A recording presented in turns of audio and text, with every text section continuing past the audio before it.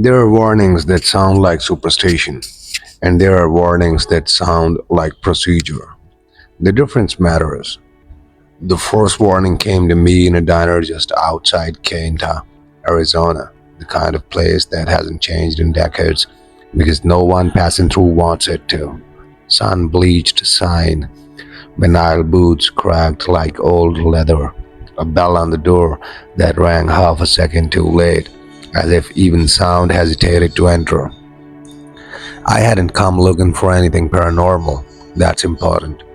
People assume skinwalker stories begin with curiosity or arrogance, some outsider poking around sacred land, asking the wrong questions. That wasn't me. I was there for work, infrastructure assessment, environmental impact documentation, boring government adjacent paperwork that required weeks of driving back roads, logging coordinates, taking photographs of nothing. The kind of job that makes you invisible, which I would later understand is exactly why I was noticed. The waitress poured me coffee without asking, then looked at me when she did. "You're not from here," she said. It wasn't a question. "No," I replied. She nodded once, as if confirming something to herself, and walked away. I ate slowly. The diner was quiet in that uncomfortable way, not empty, but subdued. Two Navajo men sat at the counter, speaking softly in their language. An older woman by the window stirred her tea long after the sugar would have dissolved. I finished half my plate before one of them at the counter turned slightly in his stool, not fully toward me, just enough. "Where are you headed?" he asked. I told him. He didn't react immediately. Neither did the other man. They exchanged a glance that carried more information than words. "That area," the first man said finally. "You don't camp there." "I won't be camping," I said. "Just surveys, in and out." The second man spoke then, his voice low. "You don't stay after dark." "I won't be working after." "You don't stay," he repeated. That was warning number one. No theatrics, no mythology, just instruction.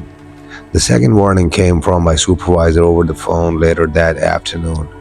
She paused longer than necessary when I mentioned the coordinates. "That region's complicated," she said. "Environmentally?" I asked.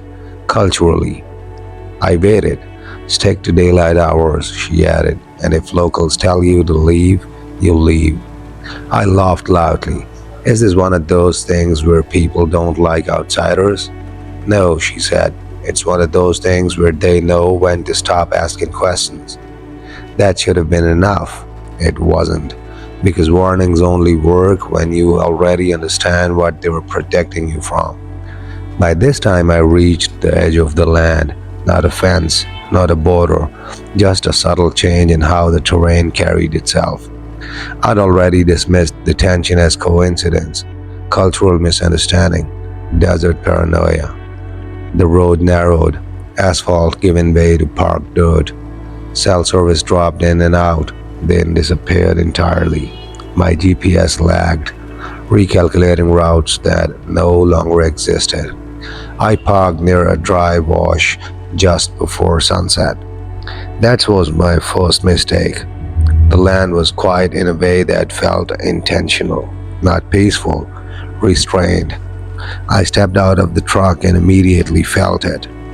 That sense of being slightly misaligned, like standing on a floor that tilts just enough to throw off your balance. The air smelled wrong, not bad, just unfamiliar, as if something had been removed recently and the space hadn't adjusted yet. I took photographs, logged soil composition, recorded elevation. Work mode is a powerful shield. It keeps your mind occupied, narrows your attention, convinces you that anything outside your task is irrelevant. That shield began to fail when the sun dipped below the horizon faster than expected.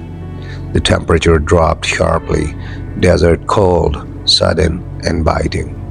The land darkened in layers rather than gradually. shadows stacking on top of each other until depth perception began to lie. That's when I heard it, a voice calling my name from behind me. Clear, familiar, too familiar. It was my sister's voice. She was 2 states away. I froze, not out of fear, out of disbelief. The voice called again. Same cadence, same inflection. Even the slight hesitation she always had before saying my name, like she was making sure she had my attention. I didn't turn around. Some instinct, older than logic, locked my spine in place. The warnings resurfaced then, not as memories, but as weight, as pressure behind the eyes. You don't stay after dark, you don't camp, you leave when told. The voice called a third time, closer now. I got into the truck without looking back. The engine took longer than usual to turn over. My hands shook violently as I twisted the key. The headlights flared on, slicing through darkness that seemed too thick to be real. For just a fraction of a second, something crossed the beam. Not ran, crossed. Tall, thin, moving wrong, joints bending at angles that suggested familiarity with human anatomy without obedience to it. The voice stopped. The silence that followed was worse.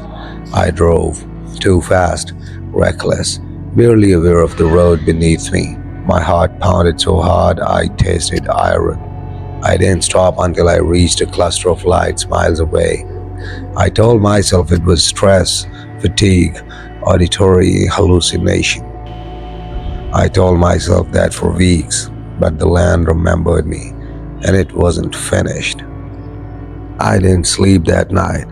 That's not metaphorical, not restless tossing, not shallow half dreams. I didn't sleep at all. I sat on the edge of a motel bed in a town whose name I barely remember now, staring at a flickering lamp and listening to the hum of electricity in the walls like it was something alive. Every few minutes, I checked the lock on the door, not because I expected someone to enter, because part of me was no longer convinced that entering was required. The voice replayed endlessly in my head, my sister's voice, not distorted, not theatrical, not uncanny, in the obvious way people expect when they hear stories like this. It hadn't sounded like an imitation. It had sounded like use, like something borrowing a tool I knew worked. That's what unsettled me most. If it had sounded wrong, I could have dismissed it, but it hadn't been wrong. It had been precise. I left early the next morning, telling myself I'd return to the site during daylight and finish the job properly. That was the rational decision, the professional one, the one that kept my narrative intact. But when I turned the truck back toward the dirt road, my body resisted before my mind did. My hands tightened on the steering wheel, my breathing shallowed, a low-grade pressure settled behind my eyes, like the onset of altitude sickness. I pulled over, sat there, and finally admitted something I didn't yet have language for. Whatever I'd encountered wasn't gone, it had simply stopped calling. That distinction would become important later. I didn't go back that day or the next. I rerouted my assignments, filed partial reports, invented equipment issues. My supervisor didn't push. I think she recognized the tone in my voice, the careful neutrality of someone trying to not to describe something too accurately. 2 weeks passed, then the dreams began, not nightmares, rehearsals. I dreamed of standing in places I knew intimately. My childhood home, my college apartment, the hospital hallway where my father had died, and hearing my name spoken from just out of view. Always once, never repeated. I would turn in the dream, convinced I'd finally catch whoever was calling me, and wake just before seeing anything. The name was the hook. That's what I didn't understand at first. In American culture, names are identifiers. labels, administrative tags that help us sort and catalog each other. But in older traditions, particularly those rooted in indigenous belief systems, names are relationships. To know a true name is not to identify, it is to connect. I learned this slowly, cautiously, through conversations I didn't know I was having at the time. It started with a Navajo elder I met under false pretenses. I told him I was researching land use histories. That wasn't entirely a lie. It was just wasn't the whole truth. He listened politely and I asked about places' names, their meanings, their origins. He answered in measured phrases, careful not to volunteer more than was asked. Then at the end, he asked me a question I wasn't prepared for. Did I speak to you? He said. I didn't answer immediately. I don't know what you mean, I said finally. He nodded, unsurprised. That means yes. I felt the room tilt slightly. How did you? Did it use a voice you trust? He continued. I swallowed. Yes. He closed his eyes briefly as if marking something internally. Then it knows you, he said. That's not possible, I replied. I'd never been there before. He looked at me then, really looked at me, and for the first time I saw something like sadness cross his face. You think knowledge moves forward, he said, like roads, like time, but some things move sideways. I asked him what it was. He shook his head. I won't say the name, he said, and neither should you. Skinwalker, I said quietly. The room went still. He didn't react dramatically, no anger, no rebuke, just a tightening. That's an English shortcut, he said, a bad one. What should I call it then? He leaned back in his chair. You shouldn't. I waited. That word you used, he continued, it flattens too much, makes it sound like a creature, a thing that walks around looking for trouble. That's not what it is? I asked. He gave a thin smile. It is a practice. That single word rearranged everything. Not a monster, not an entity, a practice. You don't hunt it, he went on. You don't summon it. You don't accidentally bump into it like a bear on a trail. Then what happened to me? I asked. He studied me again, longer this time. You were noticed, he said, and you were tested. The word tested hit hard. How? I asked. By using your name. My stomach tightened. Why only once? I asked. Because once is enough, he replied. After that, repetition isn't needed. I asked him what would have happened if I'd answered. He didn't respond immediately. Instead, he stood and walked to the window, staring out at the open land beyond. It would have known how much of you was available, he said finally. That haunted me. Available, not vulnerable, not weak, available, as if something had been checking inventory. I asked him why it used my sister's voice. He shook his head. Not her voice, he corrected. Your relationship to it. I left that conversation shaken, carrying a weight I didn't know how to set down. Over the following weeks, I learned more, never directly, never cleanly. Skinwalker stories aren't told the way other folklore is. They are fragmented, conditional, always wrapped in disclaimers and silence. Because talking about them isn't neutral. Attention is currency, and names are invitations. What I pieced together felt less like a story and more like a manual written in negative space. The practice originates in betrayal. That part never changes. A violation of communal trust, a turning inward of power meant for balance, a choice to gain something by becoming less human, not more. But what most people miss, what popular culture ignores, is that the danger doesn't come from the practitioner alone. It comes from what happens after. Skinwalkers aren't static. They adopt, they learn, they incorporate. They use human familiarity as camouflage, not to hide, to pass. That's why the voice matters. That's why names matter. It doesn't roar, it doesn't stalk dramatically. It waits. It watches you, how you orient yourself to the sound of someone you love. I began to notice changes in myself, subtle ones. I flinched when people said my name unexpectedly. I avoided using others' names, defaulting to pronouns or pauses. I found myself watching mouths when people spoke, unconsciously checking whether voice and body matched cleanly. Once at a grocery store, I heard my name spoken softly behind me. I turned too fast. It was a stranger on the phone talking to someone else, but my heart didn't slow for a long time. I realized then that the practice hadn't followed me physically, but the possibility had. That's the real contamination, not possession, orientation damage. You stop trusting the most basic human signals: voice, familiarity, recognition. And once that trust cracks, everything else becomes negotiable. That's when I understood why the elders don't tell these stories freely. Not because they're afraid, because they know the cost of making someone listen too closely. The land I'd been warned away from wasn't hostile, it was selective. And I had been selected not because I was special, but because I was unguarded in a very specific way. I believed names were safe. That belief was gone now, and something, somewhere, knew it.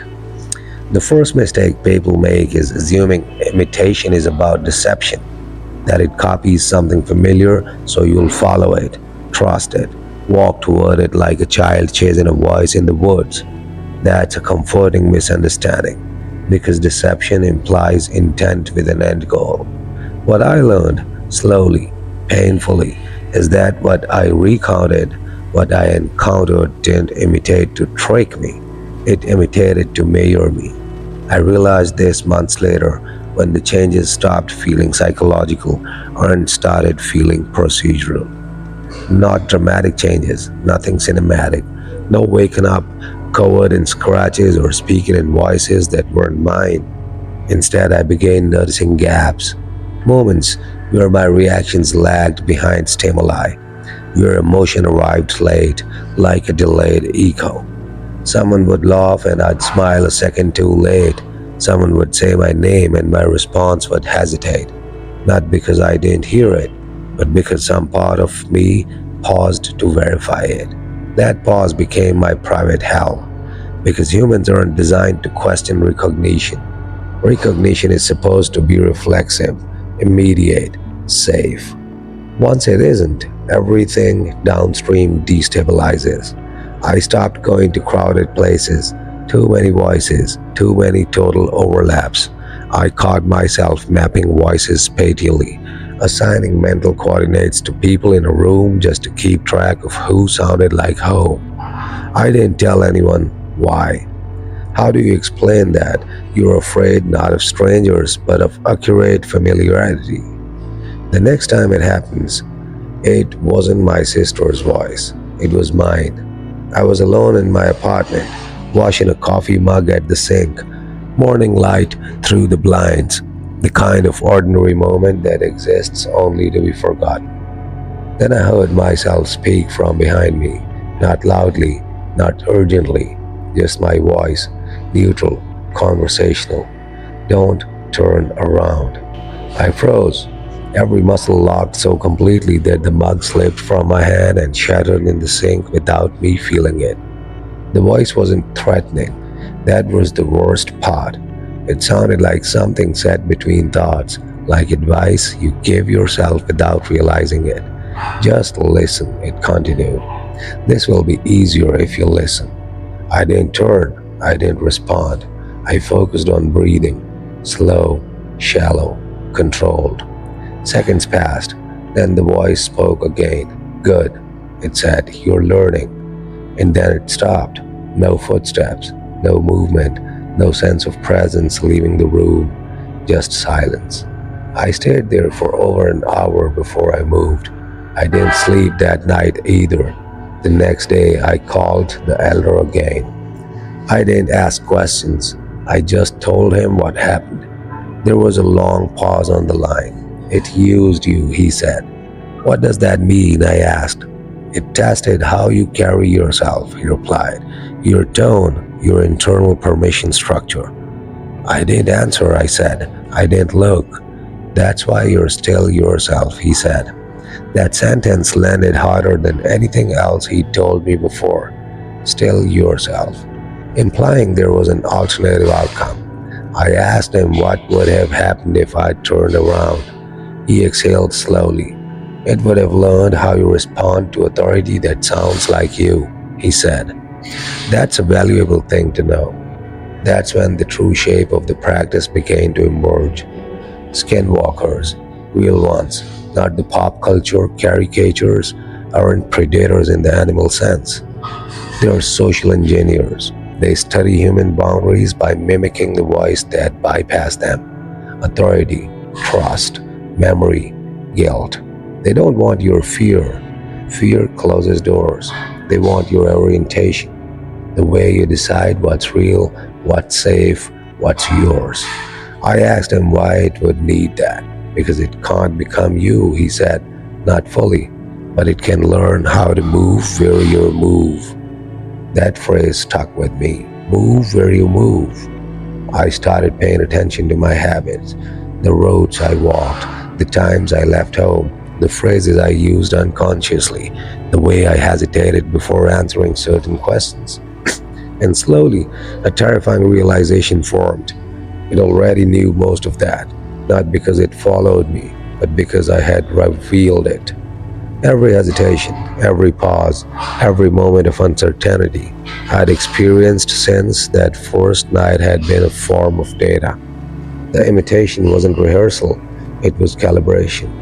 Once you understand that, the stories make more sense. Why skinwalkers are often reported near communities rather than deep wilderness. Why they're associated with voices before visuals. Why encounters escalate in intimacy, not violence. They're not trying to scare you away. They're trying to see how close they can get without being rejected. There was one more incident, the last one I'll describe. I was visiting my mother.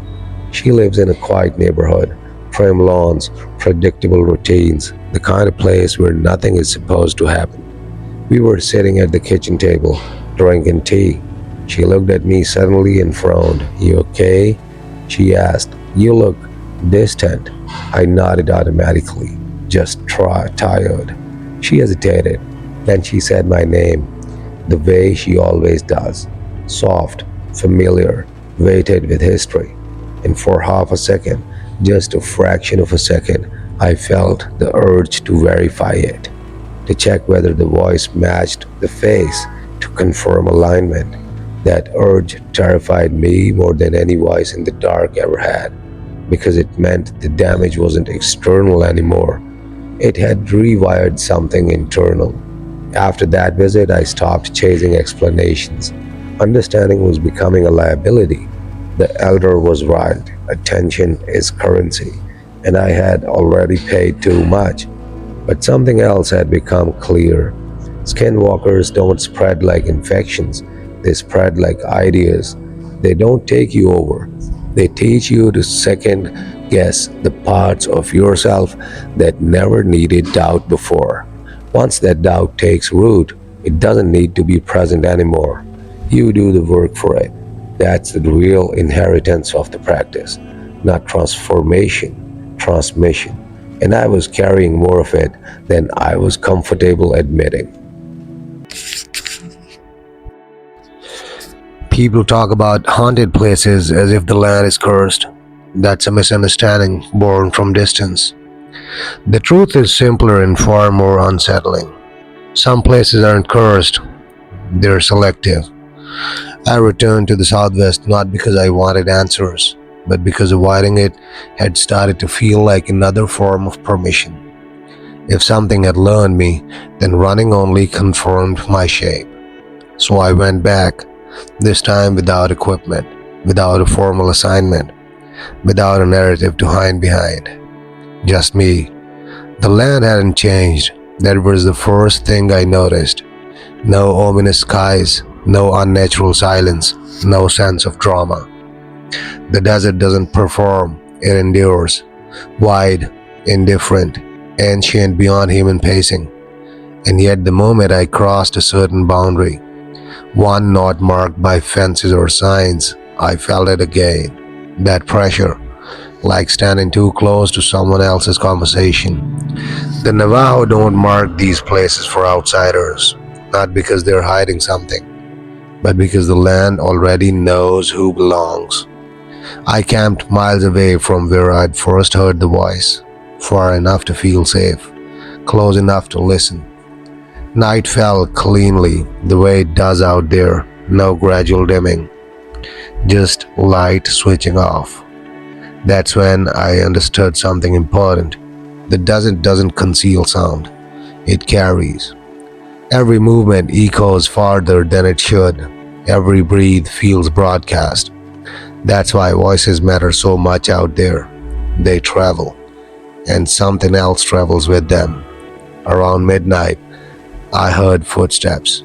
Not close, measured, deliberate. Too slow to be animal, too light to be human. I didn't move, didn't reach for a flashlight, didn't try to locate the sound. I'd learned enough to know that orientation was the real test. If I searched, I'd reveal my habits again. So I listened. The steps circled the campsite once, then stopped.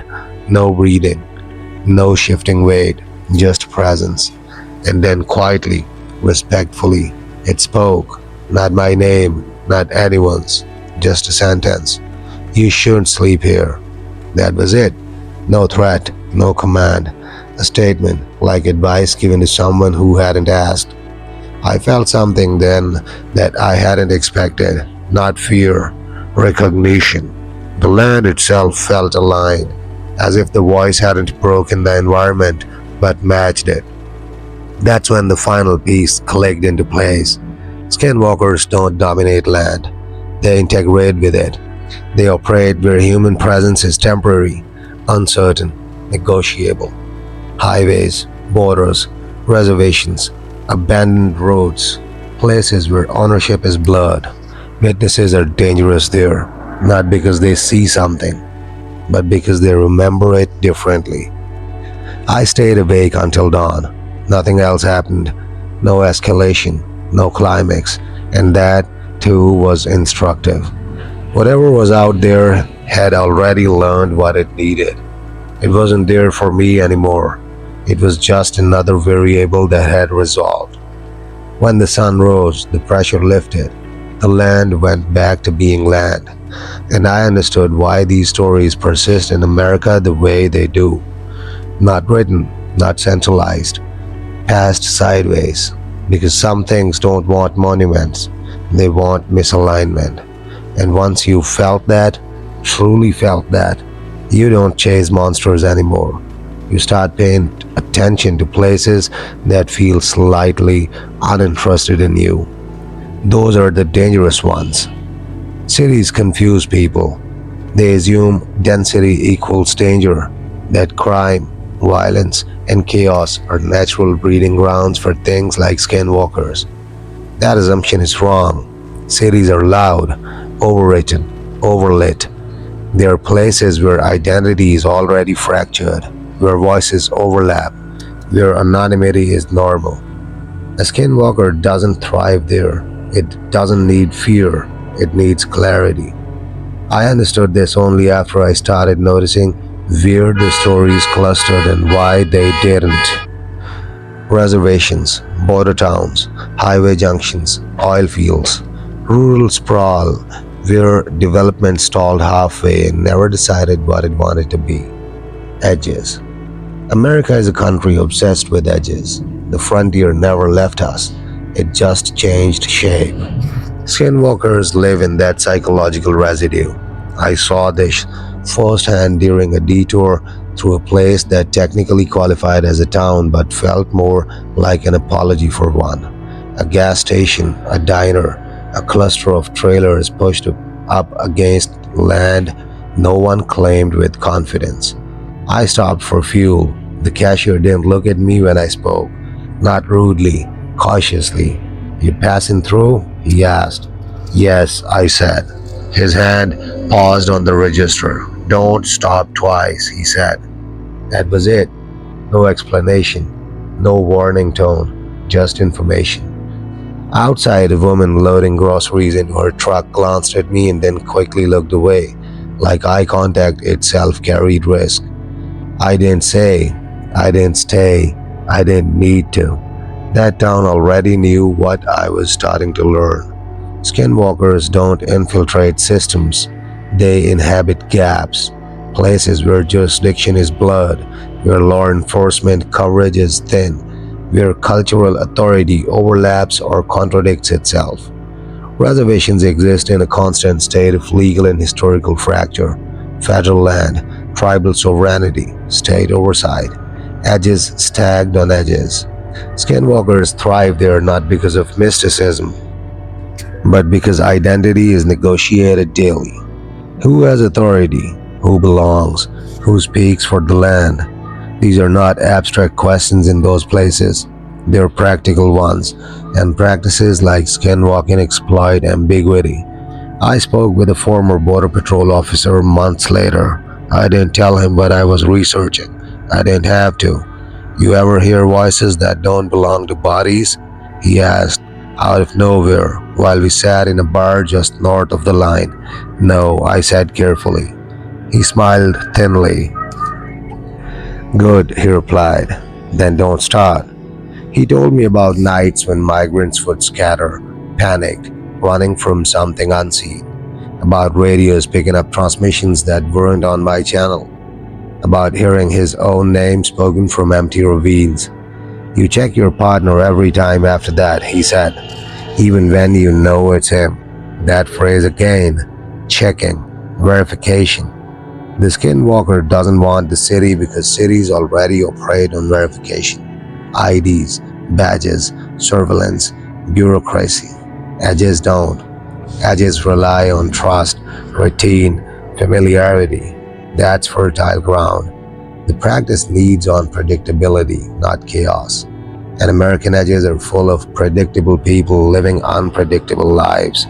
Truckers, ranchers, night shift workers. People who move through the same roads at the same hours, whose absence will immediately raise alarms. Skinwalkers learn patterns. That's their real inheritance. They don't stalk randomly, they map. That realization forced me to confront something uncomfortable. The modern American lifestyle, our love of isolated homes, long commutes, rural freedom is perfectly shaped for this kind of folklore to persist. We think we escaped the dangers of the past by spreading out. In reality, we created them with better infrastructure. I drove the back highways differently after that. No music, windows down, listening. Once, just once, I saw something pacing my truck at night, not keeping up, matching. Its gait was wrong, too smooth, too intentional. I didn't slow, didn't accelerate, just drove. After a few miles, it veered off into darkness without sound. No pursuit, no drama, just disengagement, like a test concluded. That's when I finally accepted the hardest truth of all. Skinwalkers don't hunt humans because they need to. They do it because humans make excellent reference material. We move, we adopt, we speak, we create social maps effortlessly. To a practice that survives by imitation, we are libraries, and libraries are meant to be studied, not destroyed. The elder had warned me once. It doesn't want to be you. It wants to know how you remain you. That sentence haunted me now, because America itself exists in the same tension, a nation constantly imitating itself, repeating myths, reenacting origins, trying to remember what it was supposed to be. Skinwalkers aren't anomalies here. They're mirrors held up to the cracks we never sealed. And they stay at the edges because that's where America tells the truth about itself. People assume technology protects us. that cameras, recordings, digital footprints somehow anchor reality. That assumption is very American. We believe documentation equals control. But what I learned, slowly, reluctantly, is that technology didn't weaken the practice, it refined it. The first sign came for something mundane: voicemails. I started receiving them without missing calls. No notification, no ring, just a message waiting. They're always short, always quiet, always meaningless on the surface. Breathing, ambient noise, once, wind, once, footsteps crunching gravel. I deleted them at first, assuming some carrier glitch, until one arrived at 2:14 a.m. It was my voice, not speaking, just breathing. Steady, calm, familiar. The timestamp said it was recorded while I was asleep. That's when I understood something fundamental had shifted. Skinwalkers don't need proximity anymore. They don't need line of sight. They don't even need land. They need samples, voice assistants, call recordings, body cams, dash cams, surveillance audio. America records itself constantly, and in doing so, we archive ourselves more thoroughly than any oral tradition ever could. I contacted a former audio engineer I knew, someone who specialized in forensic voice analysis. I didn't explain why. I just asked him a question: how hard is it to reconstruct a person's voice convincingly? He laughed. Convincingly? That's old news, he said. We're past that. You can model intention now. That phrase chilled me. Model intention. He explained that with enough data, tone shifts, cadence, stress markers, you could predict not just what someone would say, but how they'd say it in unfamiliar situations. You don't need a script, he said. You generate behavior. I hung up shaken because there was practice, no imitation, behavioral modeling. Skinwalkers didn't need folklore anymore. America had industrialized the process for them. The next incident wasn't digital, it was human. A coworker stopped me in the hallway one afternoon. "Hey," he said, "thanks for the message." "What message?" "The voicemail about the meeting time." I stared at him. "I didn't leave you a voicemail." He frowned. "Yeah, you did. Early this morning. You sounded half asleep." My mouth went dry. "What did I say?" He shrugged. "Just that the meeting was moved. Same way you always talk. Nothing weird." Nothing weird. That phrase again. The danger isn't when something is obviously wrong. It's when it's accurate enough to pass without comment. That's when the practice stops needing witnesses. It starts creating events. I requested the voicemail, listened to it alone in my car. It was perfect.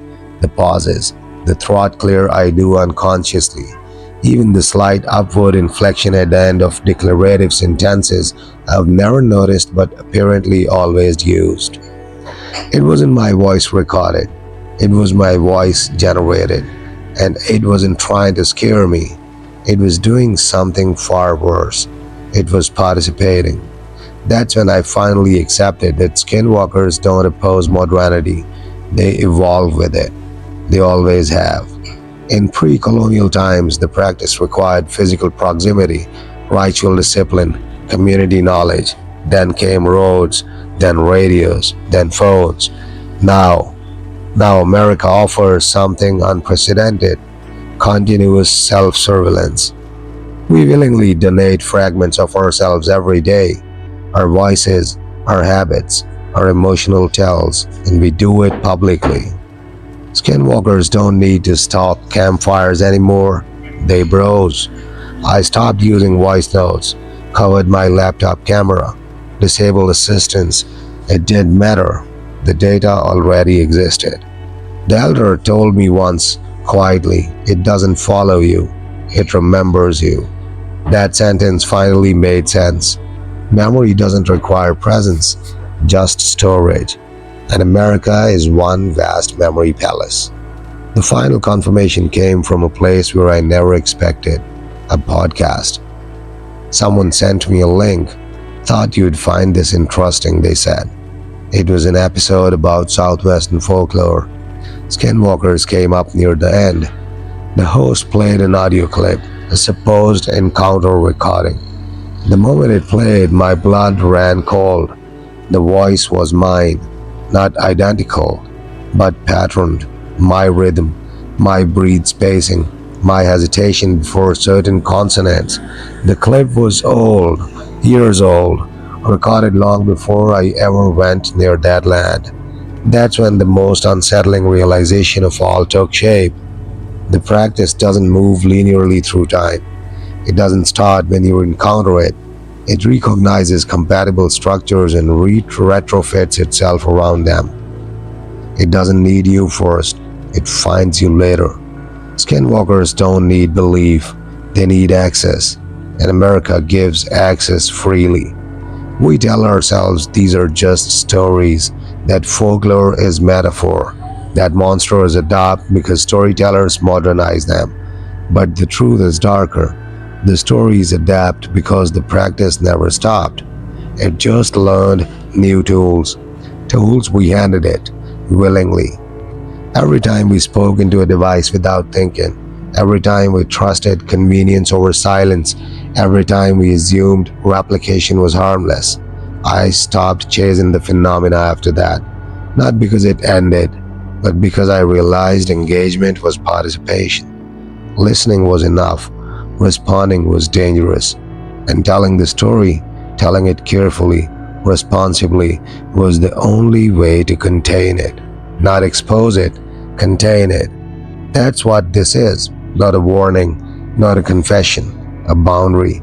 Because once you understand how it listens, you start choosing your silences very carefully. Children notice things adults are trained to ignore. That's not mysticism, it's conditioning. Adults learn to collapse ambiguity quickly. We label, categorize, rationalize, move on. Survival in modern America depends on speed, not accuracy. Children don't do that yet. They linger in the unresolved. That's why they notice, and that's why the practice watches them carefully, but rarely crosses certain lines. Then the first time I saw this clearly, I was visiting my cousin in New Mexico. He had a 6-year-old daughter, bride, quiet, observant in a way that made adults uncomfortable without knowing why. We were sitting on the porch at dusk, the sky stretching into that deep desert blue that makes the time feel optional. She was drawing in a notebook. Suddenly, without looking up, she said, "He's not standing right." Every adult froze. "Who?" my cousin asked, forcing a laugh. She tilted her head toward the open land beyond the fence. "The man," she said. "He's shaped wrong." I felt that familiar pressure return, slow and deliberate. "There's no one there," my cousin said gently. She finally looked up. "Yes, there is," she said. "He just doesn't want to be counted yet." That sentence did something to me. Counted. Children don't use language that way unless they're describing perception, not imagination. My cousin tried to steer the conversation away. I didn't. "What's wrong with him?" I asked carefully. She studied the horizon for a long moment. "He keeps checking," she said, "like he forgot how to hold himself." That matched everything I'd learned. Skinwalkers aren't smooth when observed by unconditioned perception. They approximate. Adults autocorrect those approximations without realizing it. Children don't. They see the lag, the misalignment, the way something moves like a human instead as one. That's also why the practice doesn't pursue them. Children are terrible mirrors. They reflect honestly, and honesty is dangerous. Later that night, after she'd gone to bed, my cousin asked me quietly if I'd ever noticed anything strange out there. I chose my words carefully. "Does she say things like that often?" I asked. He nodded. "Always at twilight," he said. Never during the day, never at night, just that in between time. That made sense. Skinwalkers preferred thresholds, not places, states, dawn, dusk, edges of sleep, transitional land. Children live closer to those states. But here's the part most people don't understand. Children aren't open, they're complete. Their sense of self isn't fractured yet. They don't negotiate identities socially the way adults do. They don't split their voice between contexts: home voice, work voice, public voice, private voice. Children have no voice, and that makes them unusable. The practice required multiplicity. It needs gaps between versions of you. That's why it waits. It watches children grow. It doesn't interfere because time does the work better. I saw this again years later in a different way. A teacher I knew, elementary school, told me about a boy who refused to speak during morning attendance. Would answer every question except his name. Why won't you say it? She asked him once. He shrugged. My grandma says not to, if someone else says it first. That stop her cold. Why? She asked. He looked confused. So they don't get it, he said. Get what? He thought for a moment. Practice, he said. The word hung in the air. That family knew. Not through books, not through podcasts, through inheritance. That's how American folklore really survives. Not in libraries, in rules children don't question yet. Don't answer voices that call you from outside.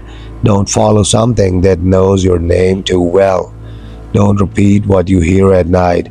These aren't superstitions. They're containment strategies, and they work. Adults unlearn them. We trade caution for confidence. Certainty feels safer than silence. That's when the practice finds purchase. I noticed something else over time. Skinwalker stories rarely include children being taken. Threatened, yes. Observed, often, but not taken. Because children notice too much too quickly. They ask the wrong questions. They point. They name misalignment immediately. And names, true names, are dangerous in both directions. Adults, on the other hand, hesitate. We second guess, we rationalize, we dismiss our first instincts in favor of social coherence. That hesitation creates space, and space is all the practice needs. The elder once told me it doesn't want innocence, it was complexity. That's why modern America is such fertile ground. We live fractured lives. We are many versions of ourselves. We perform constantly. We switch codes. We blur truth for convenience. We are walking masks. Children haven't learned that yet. So the practice waits, patient, long lived, confident that time will provide better material. When I left my cousin's house, his daughter hugged me goodbye. Then she whispered something into my ear. He doesn't like you, she said. Why not? I asked softly. She smiled, almost apologetically. Because you don't forget the first shape you see, she said. That was the last time anyone spoke to me so plainly about it. Adults don't do that. We soften, we hedge, we edit. Children don't, and that's why they're safe. For now. People think survival comes from strength, from willpower, from concentration, from standing your ground. That belief is deeply American and deeply wrong. The only reason I'm able to tell this part is because once, just once, the practice failed. Not because it was overpowered, but because it was denied participation. I didn't realize that was possible until it happened. This setting was unremarkable. That's important. No desert, no reservation land, no liminal highways. Just a rented house on the outskirts of a Midwestern town. One of those developments built quickly, cheaply, where every street looks like it was generated from the same template. Perfectly modern, perfectly forgettable. I was there for work, temporary stay, no emotional attachment, no history. Which is why it chose that place. Edges don't always look wild, sometimes they look suburban. The first sign was the silence, not absence of sound, absence of response. I turned on the television, sound normal, but when I spoke aloud, even casually, the room didn't answer back the way rooms usually do. No subtle echo, no air movement, just my voice landing flat like it had nowhere to go. I noticed it subconsciously before I acknowledged it consciously. That night, I woke around 3 a.m., wide awake, no dream, no panic, just alertness. And then I heard movement in the hallway, slow, measured, bare feet against carpet. I didn't move, didn't sit up, didn't hold my breath. I'd learned by then that stillness without fear is unreadable. The footsteps stopped outside my door, and then came the voice. Not my sister's, not mine, not anyone I loved. It chose a neutral one this time, male, calm, friendly. The kind of voice that introduces itself before asking for help. I think you left something in the other room, it said. That was clever, not a name, not a command. An invitation framed as courtesy, a social obligation. My hand tightened on the bedsheet. This was new. It wasn't testing recognition, it was testing cooperation. I didn't answer. Seconds passed, then the voice again. I just don't want you to worry later. Still calm, still reasonable, still perfectly human. That's when I understood something critical. The practice had learned how to ask politely.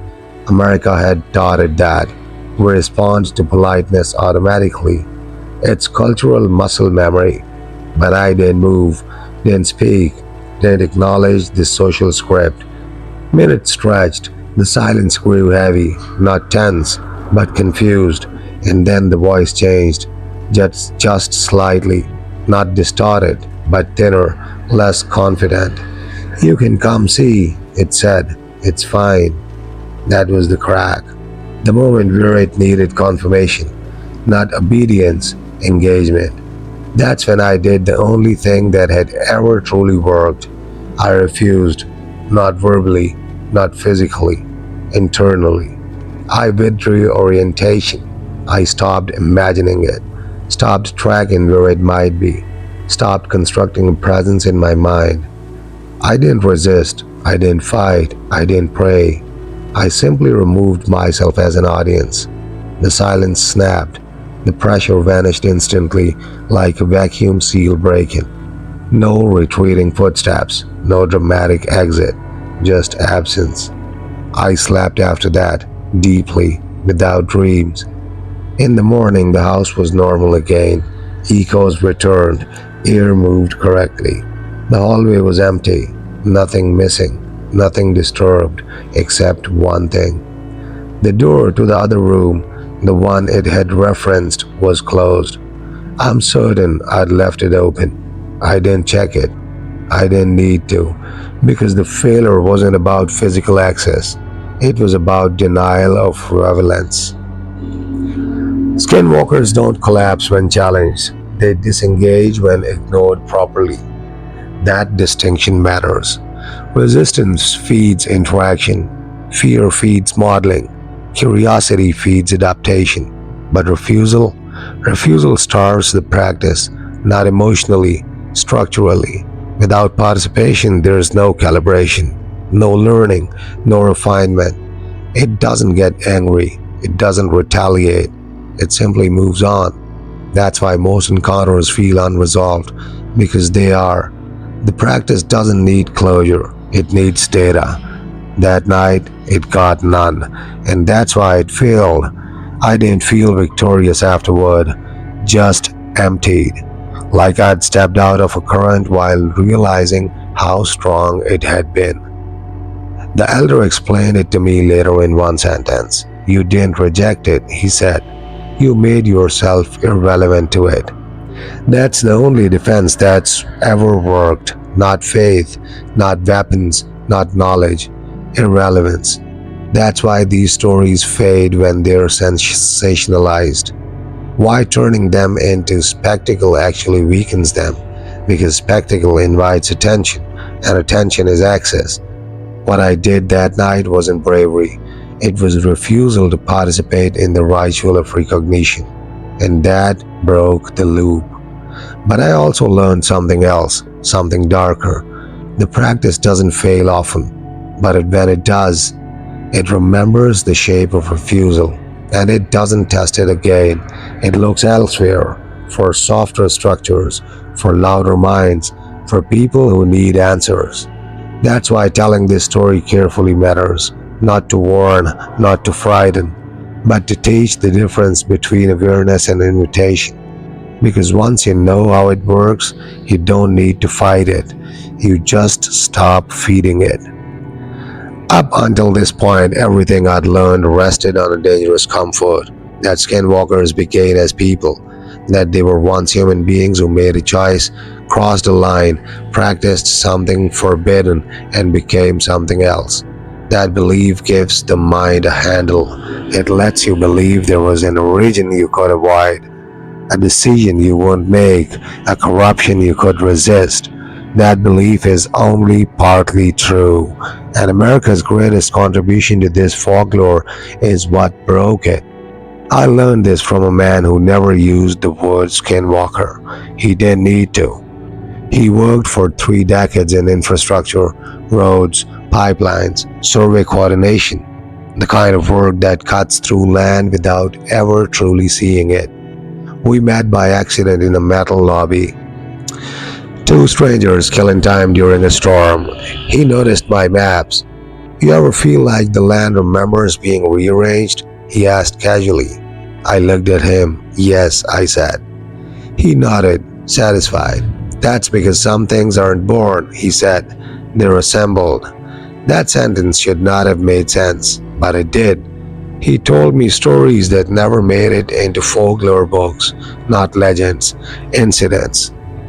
Survey crews hearing voices coming from freshly cut earth.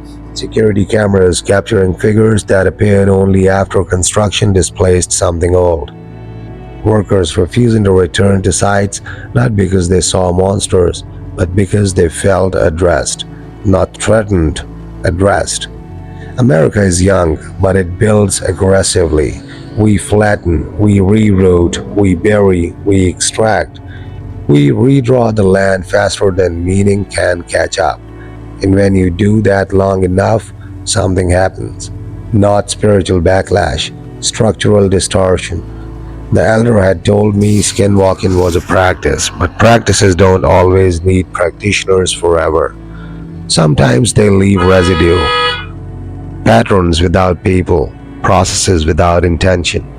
America didn't just inherit old practices, it industrialized them. The land learned new ways to be misaligned. Some of the things people now call skinwalkers were never people who chose to cross a line. They were products of displacement, voids that learned to imitate the most available shape. Us. That's why modern encounters feel different from older stories, less ritual, less intent, more procedural. These entities don't stalk, they populate, like errors replicating through a system. They don't carry guilt, they don't remember being human. They only know how to approximate, and they learned that from us. America is uniquely suited to create this kind of phenomena because we treat land as inert, as property, as something that can be sectioned, zoned, optimized. We forget that land is also a memory system. Long before humans recorded history, land did. Paths, trails, gathering sites, burial grounds. When those are erased without acknowledgement, memory doesn't disappear. It fragments. Fragments look for containers. Human behavior is the easiest one to borrow. That's how you get entities that don't behave like traditional skinwalkers. They don't test names, they don't mimic loved ones, they don't negotiate social boundaries. They just exist, out of place, out of rhythm. People report them standing in medians, walking long, unfinished roads. watching from the edges of parking lots built over nothing that wanted to be forgotten. These aren't practitioners, they're ecos with legs, and America keeps making them. We see this pattern everywhere if we look honestly. Ghost towns that never fully emptied, highways that feel wrong for no logical reason, developments where people report the same unease without sharing stories. That's not coincidence, that's accumulation. Skinwalkers that were once human require engagement. They study, they learn, they adapt. These others don't. They repeat. That's why refusal works on one and not always on the other. You can't deny relevance to something that doesn't seek relevance. It doesn't want you. It just doesn't know what else to be. That realization reframed everything. Some encounters end because the practice disengages, others end because the witness leaves, and some never end at all. They just become part of the background noise of a place. People live near them for years without ever seeing them directly. They just feel watched without being observed. I asked the elder about this once. He was quiet for a long time. Those are the saddest ones, he said finally. What happens to them? I asked. They wear out, he said, or they get paved over again. That sentence was more American than anything else he could have ever said. We don't resolve, we build over, we rename, we move on, and in doing so, we leave behind unfinished things that learn how to stand upright by copying us badly. This is the part of the folklore most Americans will never accept because it implicates us, not as victims, as contributors. Skinwalkers didn't survive into modern America by accident. They survived because our systems favor replication without reflection. We build fast, we forget faster, and whatever remains learns how to look like us enough to persist. That's why the stories don't end. They don't climax, they don't resolve, they accumulate like the country itself. That's when I realized something deeply unsettling. The question isn't whether skinwalkers are real. The question is how many of them we are still making. America thinks disbelief is the enemy of truth. We grow up hearing that silence enables harm, that exposure brings safety, that shining a light makes things disappear. That instinct has solved real problems. It has also created new ones because some things don't feed on secrecy. They feed on confirmation. Learned this the hard way when a story that wasn't mine anymore started behaving differently. It began with an article. A small online publication ran a piece about strange encounters near a stretch of newly developed land in Arizona. Nothing sensational, no monsters, just reports of voices, figures standing too still, people feeling addressed by places that shouldn't have known them. I recognized the pattern immediately, not because it described what I'd seen, but because it described what happens after something is named. The comments section filled quickly, people sharing experiences, validating each other, connecting dots, giving language to unease. At first, that felt right, healthy, even. But then something shifted. The reports became more consistent, too consistent. People who'd never spoken before began describing the same behaviors, the same movements, the same phrases being spoken. Not aerotypical similarities, specific details that should have been varied. That's when I understood the danger. Public belief doesn't just reveal phenomena, it stabilizes them. Folklore doesn't survive because it's hidden, it survives because it's shared carefully. When belief becomes collective and explicit, the thing believed in gains coherence, shape, trajectory. That's not magic, that's social physics. Skinwalkers don't need belief to exist, but belief gives them consistency, and consistency is power. I contacted one of the writers privately, didn't warn, didn't threaten, just asked a question. Have the reports changed since the article went live? There was a long pause before they replied. Yes, they wrote. They've gotten clearer. Clearer. That word should have been reassuring. It wasn't.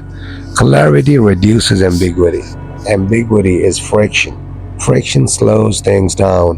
When ambiguity disappears, movement accelerates. That's when disappearances begin, not dramatic vanishings, not headlines, subtle ones. People moving away suddenly, accounts going silent, voices that had been loud weeks earlier no longer responding. I'd seen this pattern before in older records: gold rush towns, railroad expansions, early radio panic.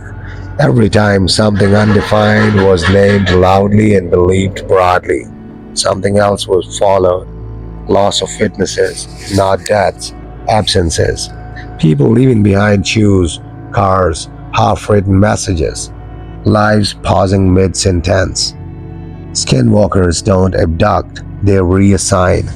They don't take bodies, they take roles. Belief creates roles: witness, victim, expert, survivor. Once someone occupies one of these roles too fully, they become predictable. Predictability is access.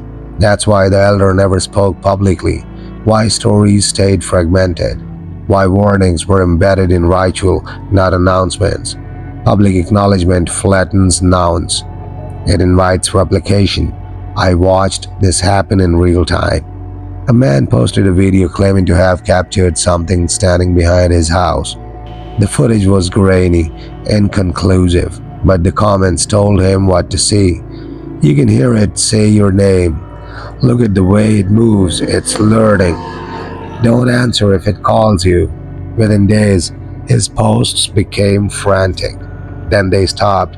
His account remains inactive, unanswered messages piling up, no closure. That's the real danger of belief. Not that people panic, but that they participate too deeply. Skinwalkers don't thrive on fear alone, they thrive on narrative momentum.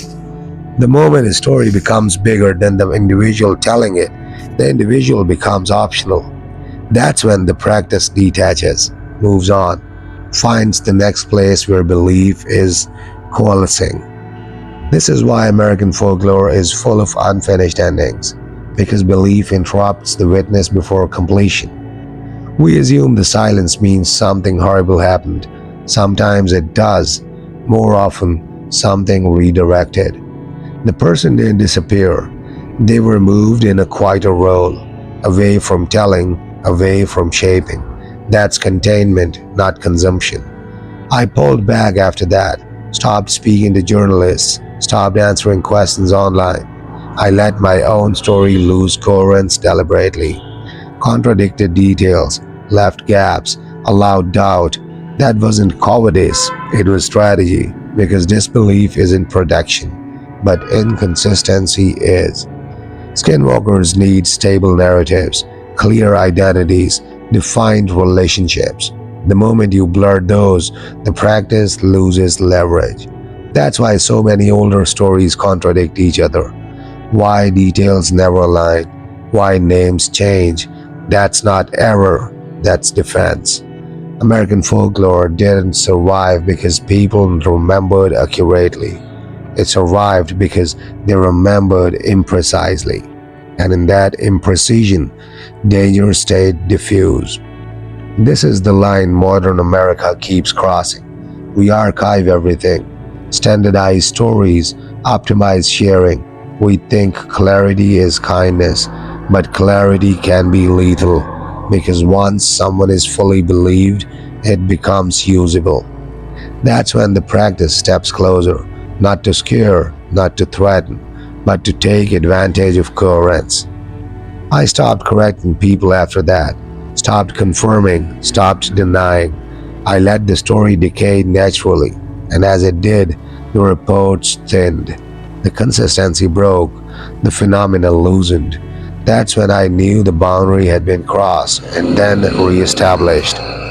Belief isn't neutral, it's an accelerant, and in the wrong context, it doesn't bring truth, it brings access. For a long time, I believed encounters were random, that some people were unlucky, curious, in the wrong place at the wrong time.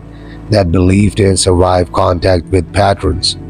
Because there are people, many of them, who move through the same landscapes, hear the same stories, even live beside the same edges, and nothing ever happens to them. No voices, no pressure, no misalignment. They remain untouched. At first, that feels comforting. Then it becomes disturbing because absence is never evenly distributed. I noticed this most clearly when I started comparing notes, not stories, but silences. Ranchers who worked the land for generations without incident. Truckers who drove the same haunted routes nightly and reported nothing unusual. Elders who acknowledged the stories but spoke without fear. These weren't skeptics. They didn't deny. They simply weren't involved. I asked one of them, a woman in her 70s who had lived near a place locals whispered about her entire life, why she thought nothing ever happened to her. She laughed softly. Why would it? She said. The answer irritated me. People hear things there, I said. They see things. She nodded. Yes, people who need to. That was the key. Need. Skinwalkers don't choose randomly. They don't test everyone. They engage selectively. The practice requires something specific, not belief, not fear, not curiosity. It requires flexibility of identity. People who are solid, internally consistent, socially anchored, uninterested in self narration don't provide enough material. They're boring, and boredom is unusable. I started seeing the pattern everywhere. The untouched people shared traits. They didn't over explain themselves. They didn't romanticize fear. They didn't search for meaning in every anomaly. They lived within their roles without resenting them. That's not weakness, that's structural stability. Skinwalkers don't want stability, they want editability. People who question who they are, who rehearse different versions of themselves, who imagine alternate outcomes constantly. Artists, researchers, seekers, drifters, people like me, people like you if you're listening closely. The practice doesn't punish curiosity, it leverages it. I spoke with a man once, former military, who'd spent years on land where stories circulated heavily. Never saw a damn thing, he told me. Why do you think that is? I asked. He shrugged. I already know who I am, he said. Nothing there can offer me anything better. That sentence stayed with me. Offer. Skinwalkers don't threaten first, they offer alignment, a sense of being seen, heard, recognized. People who already feel complete don't respond to that. There's nothing to hook. Children are safe because they're whole. Some adults remain safe because they return to wholeness through certainty, not arrogance, but acceptance. Others never do. Modern America trains us out of that acceptance. We are encouraged to reinvent constantly, optimize, rebrand, perform. That makes us legible, readable, editable. And once you're readable, something else can start reading you too. That's why absence isn't luck, it's design, not deliberate design, cultural design. We build a society that fragments identity and rewards self examination. The practice flourishes in that environment. I stopped wondering why some people were untouched. I started wondering why anyone still was.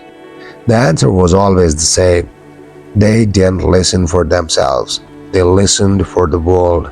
That difference matters. Skinwalkers don't engage outward attention, they engage inward fixation. The moment you turn inward too deeply, asking who you are, who you could be, who you might become, you create a surface something else can walk on. The untouched people don't provide that surface. They don't ask, they don't rehearse, they don't open. That's not ignorance, that's containment. I learned to invite them, not because they were safer, but because they were finished in a way I never would be. The elder once told me, it doesn't visit houses, it visits questions. That's the truth most people miss. You can live anywhere, work anywhere, go anywhere. If you're internally stable, nothing happens. But if you aren't, the land eventually notices. That's not judgment, it's resonance. Skinwalkers don't chase prey, they respond to frequency. That's why so many encounters happen during transitions, grief, relocation, identity collapse, moments when a person is temporarily unfinished. That's when the practice steps closer, not to harm, to see what shape might emerge. And that's why some people are never touched, not because they're invisible, but because there's nothing there to take notes on. I didn't leave because I won. I left because I understood what winning would cost. That distinction matters. There's a moment, quiet, almost unnoticeable, when a story like this stops being about discovery and starts being about permission. The permission to continue, to go deeper, to cross a line that can't be uncrossed. That moment came for me not in the desert, not at night, not during an encounter, but alone, in daylight, when I realized I was no longer trying to understand the skinwalker. I was trying to be understood by it. That's when I stopped, because the final truth of this practice, the truth that Navajo elders, reluctant witnesses, and long dead storytellers all circle without ever stating directly, is this: the skinwalker does not end you, it continues you. And that is far worse. Western horror teaches us to fear death, possession, erasure. This is not that. This is persistence without authorship. You remain alive, functional, present, but something else begins to carry your unused versions forward. Every choice you didn't make, every voice you almost used, every self you abandoned. The practice doesn't replace you. It inherits your excess. That's why people who go too far don't disappear. They remain, changed subtly. Their friends say things like, he's not worse, just different. She's calmer now, almost lighter. He finally seems at peace. Peace is not the word, resolution is. The skinwalker resolves internal conflict by externalizing it. It walks the parts of you that never found a home. That's why some encounters feel helpful at first, guiding, clarifying. The land doesn't scream at you, it listens. And when you realize something is listening better than anything ever has, that it knows your rhythms, your pauses, your internal edits, it's intoxicating. I could have kept going. I felt it. The sense of alignment sharpened. My thoughts became quieter, my decisions easier, too easy. That's the final seduction. Not power, not fearlessness, but efficiency. The world becomes simpler when something else carries your ambiguity. I understood then why the stories never end with escape. There is no dramatic confrontation, no last stand, no banishment, just withdrawal. Those who survive do so by choosing to remain unfinished, by accepting friction, by carrying contradiction consciously. That's harder than surrender. That's why so few manage it. I left the region not because it was unsafe, but because I was becoming too compatible. And compatibility is the real danger.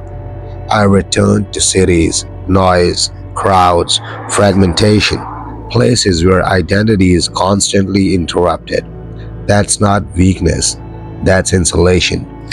Modern life, chaotic, overstimulated, unresolved, is ironically one of the few environments where the practice struggles. Too many voices, too many mirrors, too much interference. The skinwalker thrives in coherence, silence, continuity, long stretches of unbroken attention. That's why deserts matter, why plains matter, why old roads matter, why America, vast, empty, internally conflicted, became such fertile ground. This country was unfinished from the beginning, built on layered identities, borrowed languages, broken covenants. It never resolved itself, so something else learned to walk its margins. That's why Skinwalker stories persist, not because they're relics, but because the condition never stopped. Every generation thinks it's telling an old story. It isn't. It's telling a current one in an old grammar. I don't warn people away from the land. That's useless. The land isn't the trigger. I warn them about listening too closely to themselves when they're alone, about rehearsing alternate lives, about craving cognition from something older than society. Because the moment you think, someone finally sees me, someone does, something does, and it always has. The final thing I learned, the thing no one writes down, is this: the skinwalker doesn't follow you home, it waits to see you if you'll carry it there voluntarily, through habits, through speech, through posture, through the way you tell your own story. If you narrate yourself too carefully, too consciously, too often, you leave tracks, and something else learns the route. That's why I'm ending this here, not because there's nothing more to say, but because continuing would require crossing into demonstration. And demonstration is how the practice spreads. Stories don't carry it, patterns do. This account ends because it must. Not to protect you, to protect me. I am still myself because I stopped narrating at the right moment, because I chose friction over alignment, because I accepted that some questions should remain heavy, unanswered, carried. That's the real survival skill, not bravery, not belief, but restraint. If you have listened this far and feel unsettled, not frightened, but recognized that that's normal. Recognition is the echo. Let it fade. Do not follow it inward. Turn outward. Touch something real. Call someone by their name. Anchor yourself in noise, in contradiction, in unfinished thought. That's how you close the door. Not by force, but by refusing to become quiet enough for something else to finish your sentence.